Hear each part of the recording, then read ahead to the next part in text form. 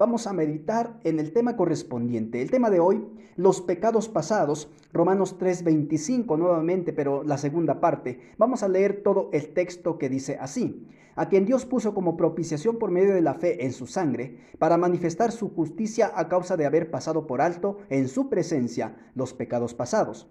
Cuando hablamos de pecados pasados, hermanos y amigos, debemos comprender que nos estamos refiriendo a esos pecados que estábamos cometiendo mientras Dios estaba entregando a su Hijo Jesucristo como propiciación. Usted y yo pecábamos y no sabíamos hacer otra cosa sino pecar, ofender a Dios, ofendernos entre nosotros. Llevábamos una vida de libertinaje y considerábamos que estábamos bien. Es más, no teníamos el mínimo interés en hacer las cosas bien o acercarnos o pensar en algo, algún asunto que tenga que ver con Dios. Nos parecía anticuado, nos parecía ridículo, nos parecía que no era para nosotros. Creíamos que estábamos bien, hasta que viene el Espíritu Santo de Dios y nos hace ver, a través de una obra espiritual en nosotros, una influencia donde nos hace ver nuestra condición miserable de pecado y de perdición, al mismo tiempo de nuestra necesidad de Cristo.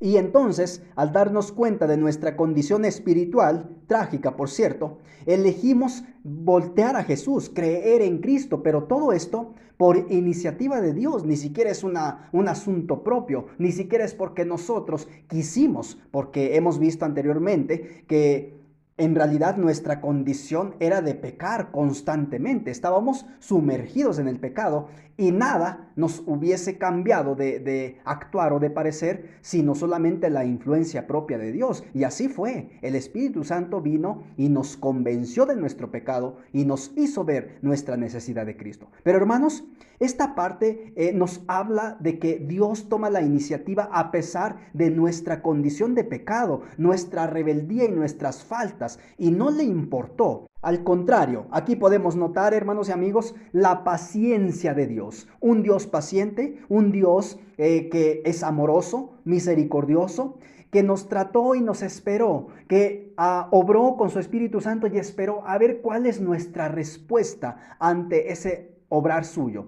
Y hermanos, finalmente elegimos pues creer en Cristo Jesús, seguirle, pero de lo contrario nuestra condición seguiría siendo la misma, trágica, de condenación, de perdición, sin la mínima esperanza de ser salvados. Pero hermanos y amigos, Dios pasó por alto nuestros pecados pasados, esos pecados que herían, que ofendían a Dios, pero que Cristo Jesús, al ser enviado en propiciación, los llevó a la cruz, los exhibió, los dejó clavados, y entonces usted y yo quedamos libres, pero Cristo Jesús lo hizo posible. De lo contrario, nosotros seguiríamos esclavizados, atados a esos pecados, que por cierto nos parecían atractivos, nos parecían placenteros, nos parecían que no podíamos vivir sin ellos, nos parecía que era lo máximo, pero hermanos, son cosas temporales, son cosas vanas y lo eterno se nos estaba escapando. Pero gracias a Cristo Jesús no solamente encontramos perdón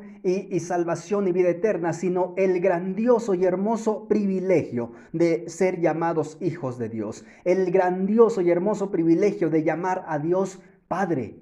Nuestro Padre antes estaba distante por nuestros pecados, por nuestras maldades, por nuestros yerros. Pero hoy un Padre cercano, un Dios que estaba distante y lejano por nuestras maldades y rebeliones, ahora, por gracia de Cristo Jesús, lo tenemos al alcance. Camina con nosotros, está con nosotros todos los días, vive en nosotros, si tan solo entregamos nuestra vida a Jesucristo, quien fue entregado en propiciación y además en su sacrificio expiatorio nos otorga beneficios como salvación, redención, justificación, santificación, glorificación, si tan solo nos atrevemos a seguirle. Yo espero, mis hermanos, que estas meditaciones y este mensaje en particular nos haga recordar de dónde hemos salido y cómo Dios lo hizo posible, ya que por nuestros propios medios jamás lo hubiésemos logrado. Bendiciones a todos.